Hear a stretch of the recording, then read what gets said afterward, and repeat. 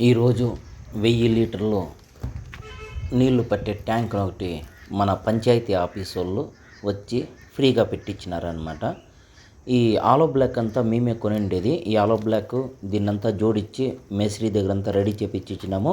పంచాయతీ వాళ్ళు ఈ పైప్స్ ఈ డ్రమ్ అంతా ఫ్రీగా పెట్టి రెడీ చేసి ఇచ్చినారనమాట మాకి. ఎందుకంటే ఎవరైనా దేవస్థానానికి వస్తే వాళ్ళు కాళ్ళు కడుక్కునేదానికి, తర్వాత వంట చేసేదానికి నీళ్ళంతా కావాలి కదా.